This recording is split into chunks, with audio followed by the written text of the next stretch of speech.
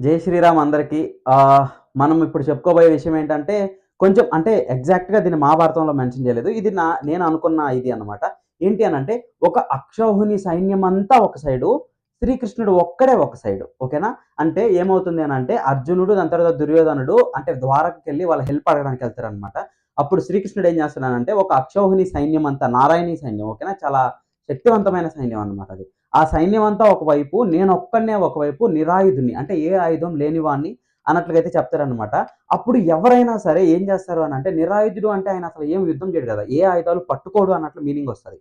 అలాంటి వాళ్ళని కోరుకోవడం కంటే, ఒక అక్షౌహిణి సైన్యాన్ని గాని కోరుకుంటే, వాళ్ళకి బలం చేకూరుతది అన్నట్లుగా ఎవరైనా ఆలోచిస్తారు. కానీ అక్కడ అర్జునుడు ఎందుకు ఈ అక్షౌహిణి సైన్యాన్ని కోరుకోలేదు, కృష్ణుడినెందుకు కోరుకున్నాడు అనే డౌట్ మనందరికీ చాలా మందికే వచ్చుంటది. అంటే ఇది నేననుకున్న ఒక రీజన్ మాత్రమే అన్నమాట. సో, నేనిప్పుడు మీకేం చేస్తానంటే, దాని తర్వాత కొద్ది రోజులు ముందుకెళ్ళి ఒక విషయం చెప్తా. ఏంటి అనంటే, ఇంక రేపు ఉదయాన్నే యుద్ధం స్టార్ట్ అవుతది. రేపు ఉదయాన్నే యుద్ధం స్టార్ట్ అవుతదనగా, ముందు రోజు రాత్రి ఒక చిన్నపాటి సమావేశం ఉంటదనమాట. అక్కడేమవుతుంది అనంటే, ఆహ్, భీష్ముడి దగ్గరకొచ్చి దుర్యోధనుడు అడుగుతాడనమాట. మన దాంట్లో రధికులెవరు, అతిరథులెవరు, మహారథులెవరు అన్నట్లుగా అందరి గురించి అడుగుతూ ఉంటాడు. దాని తర్వాత భీష్ముడు ఒక్కొక్కరు గురించి చెప్తూ అయితే వస్తాడనమాట. దాని తర్వాత ఏమవుతుందంటే మళ్ళీ అలా కొద్దిసేపు అయిన తర్వాత ఇంకా ఉదయాన్నే కొద్దిసేపట్లో ఉదయం అవుతది. ఇప్పుడు అన్నట్లుగా దుర్యోధనుడు మళ్ళీ భీష్ముడి దగ్గరికెళ్ళేసేసి ఏం చేస్తాడంటే, ఒకవేళ మీరే గాని అంటే పాండవుల సైడు 7 అక్షౌహిణీల సైన్యం అయితే ఉంటదనమాట. కౌరవుల సైడు 11 ప్లస్ అక్షౌహిణీల సైన్యం అయితే వచ్చేస్తది. అప్పుడేమవుతదనంటే అంటే దుర్యోధనుడు భీష్ముడి దగ్గరకొచ్చి అడుగుతాడు.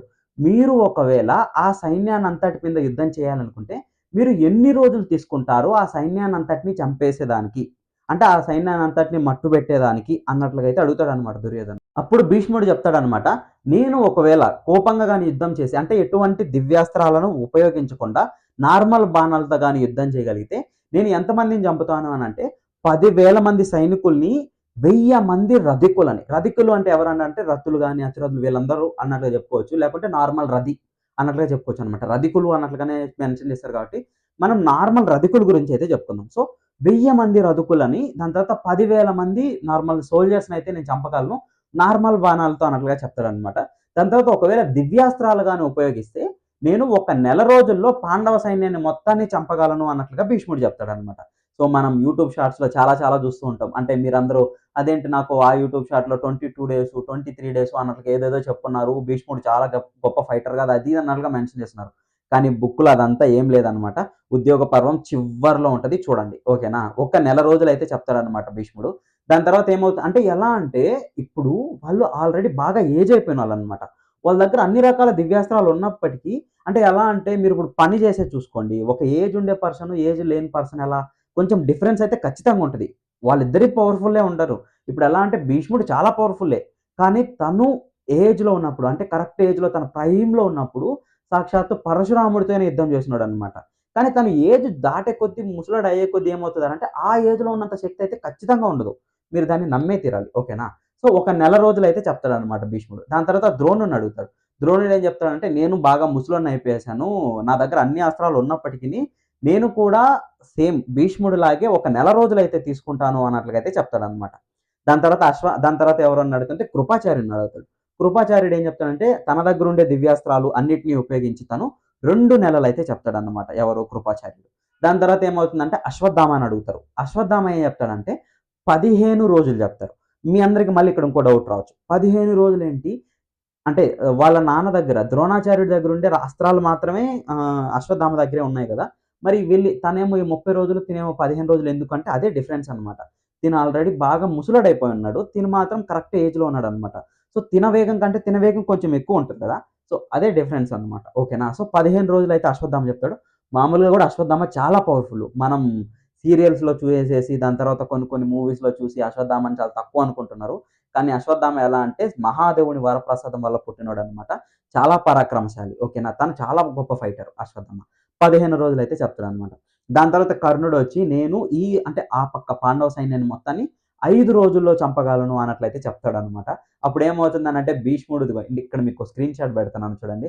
భీష్ముడు వీళ్ళందరూ నవ్వుతారు. ఏంటి అనంటే 5 రోజుల్లోనే అంత పెద్ద సైన్యాన్ని చంపడం అనేది వాళ్ళ వరకు అయితే అసంభవం అన్నట్లుగానే వాళ్ళనుకుంటారనమాట. కానీ కర్ణుడొచ్చి నేను 5 రోజుల్లోనే చంపేస్తాను అన్నట్లుగా అయితే చెప్తాడనమాట.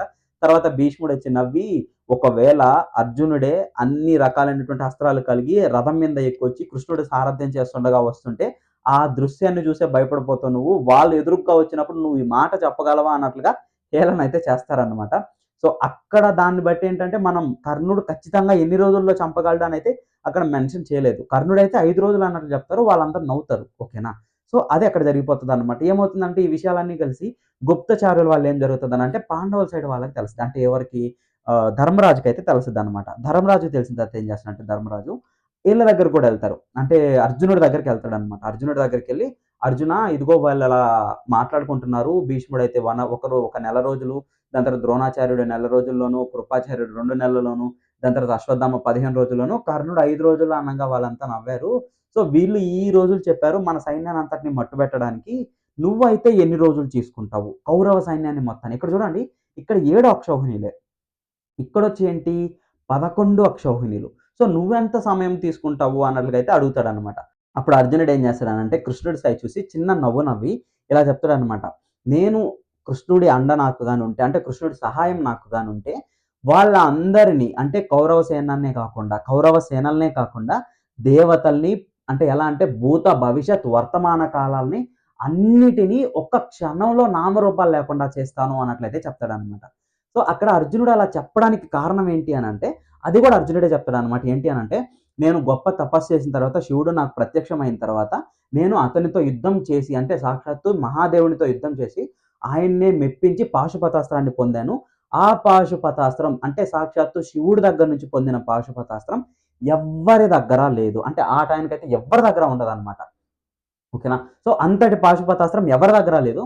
అది గాక ఏంటి అనంటే, ఈ పాశుపతాస్త్రాన్ని మహాదేవుడు ఉపయోగించి అంటే ఎలా అంటే యుగాంతంలో అన్నట్లుగా చెప్పొచ్చనమాట. యుగాంలో అంటే జీవరాశులన్నిటిని చంపడానికి మహాదేవుడే ఈ అస్త్రాన్నయితే ఉపయోగిస్తాడు. నేను ఈ అస్త్రాన్ని గాని ఉపయోగిస్తే అంతట విధ్వంసం జరుగుతుంది. అంటే ఏంటంటే దేవ, దానవులు, దాని తర్వాత భూత, భవిష్యత్తు, వర్తమాన కాలాలు, మనుషులు మొత్తం ఒక్కసారిగా అయితే తుడిచిపెట్టుకొని పోతారు ఈ అస్త్రాన్ని గాని వాడితే అన్నట్లుగా చెప్పి అర్జునుడు, కానీ ఈ అస్త్రం అలా సాదాసీదాగా వాడకూడదని గూడా తనే చెప్తాడనమాట. ఓకేనా? తనే చెప్పి ఇలా ఒక క్షణం అన్నట్లుగా చెప్తాడనమాట అర్జునుడు. దాని తర్వాత ఈ మధ్య కొన్ని కొన్ని వీడియోలు గూడా వస్తూ ఉన్నాయన్నమాట. ఏంటి అనంటే బార్బరికుడు 3 బాణాలు తీసుకొచ్చేసేస్తే కర్ణుడు, దాని తర్వాత అర్జునుడు వీళ్ళన్నీ ఇన్ని రోజులు చెప్పారు. బార్బరికుడు ఒక సెకన్‌లో అన్నట్లుగా ఏదేదో చెప్తూ ఉన్నారు. బార్బరికుడు ఎలా అంటే గొప్ప ఫైటరే గానీ, తన గురించి ఎక్కువగా బుక్కుల్లో మెన్షన్ చేయలేదు. తన దగ్గరుండే అస్త్రాలన్నిటి గురించి. అంటే ఎలా అంటే ఒక వరం వల్ల ఒక 3 బాణాలొచ్చాయి అనంటే, ఆ 3 బాణాల శక్తి అక్కడ. ఓకేనా? అక్కడ ఆర్చర్ శక్తి గాదది. 3 బాణాల శక్తి. ఓకేనా? ఇప్పుడు కర్ణుడి దగ్గరుంది. ఏంటి? వాసవి శక్తి ఉంది. ఆ శక్తికి మెయిన్ కారణం ఏంటి? ఇంద్రుడిచ్చిన వరం అన్నమాట. ఆ శక్తి ఎవరి మీదనేసినా సరే వాళ్ళ ప్రాణాలు పోవాల్సిందే. ఆఖరికి అర్జునుడైనా సరే. ఓకేనా? సో, అంతటి పవర్‌ఫుల్ అది. మామూలుగా చూసుకుంటే అర్జునుడిని చంపడం అసంభవం అన్నమాట కర్ణుడు. కానీ ఈ అస్త్రంతో అయితే సంభవం. అక్కడ గ్రేట్‌నెస్ కర్ణుడిది గాదు. ఆ అస్త్రానిది. అలాగే బార్బరికుడిది గూడా అతని గ్రేట్‌నెస్ అయితే అది గాదన్నమాట. ఆ 3 బాణాలు. బాణాలవి. ఓకేనా? అది గుర్తుపెట్టుకోవాలి. ఇక్కడ గూడా అర్జునుడిది గాదు అది. కానీ అర్జునుడు ఎలా అంటే సాక్షాత్తు శివుడితోనే యుద్ధం జేసి గెలుచుకున్నాయన్నమాట. ఆ అస్త్రానికి నువ్వేస్తే వీళ్ళు ఖచ్చితంగా చనిపోతారు. ఇలాంటి స్పెషల్ పవర్స్ ఉండవు. దాని పవర్ దానికే ఉంటది. ఓకేనా? మీకు డిఫరెన్స్ అర్థమైందనుకుంటున్నా. వాసవి శక్తికి ఒక వరం ఉంటది. ఎవరి మీదేస్తే వాళ్ళు చనిపోవాలని. అది దాని శక్తికి మించిన వరం అన్నమాట. ఇంకొక వరం యాడ్ అయింది దానికి. అలాగే ఈ 3 బాణాలు కూడా ఒక వరం ఉంది. కానీ ఈ దానికి దాని శక్తి దానికే ఉంది. దానికంటూ ఇంకొక వరం లేదు. అంటే ఈ బాణం ఎవరి మీద ప్రయోగిస్తే వాళ్ళు చనిపోయేలాగా నేను నీకు వరం ఇస్తున్నాను అని చెప్పడం కాదనమాట. దాని శక్తి దానికే ఉంటది. సో, మీకు డిఫరెన్స్ అయితే అర్థమైందనుకుంటా. సో, ఇదన్నమాట. అలా ఒక సెకన్‌లో అయితే చంపేస్తాను అన్నట్లుగా అయితే చెప్తాడన్నమాట. సో, ఇదంతా ఆలోచించి చూస్తే మీకేం అర్థమైంది? అంటే కౌరవుల సేన ఓకేనా? ఆ 11 అక్షౌహిణీల సేన అర్జునుడికి కనీసం లెక్క గూడా కాదు అన్నట్లుగానే చెప్పాలి. అందుకనే అర్జునుడు కృష్ణుడిని కోరుకుంటాడన్నమాట. ఆ ఒక అక్షౌహిణి సైన్యాన్ని మొత్తాన్ని పక్కన పెట్టేసి.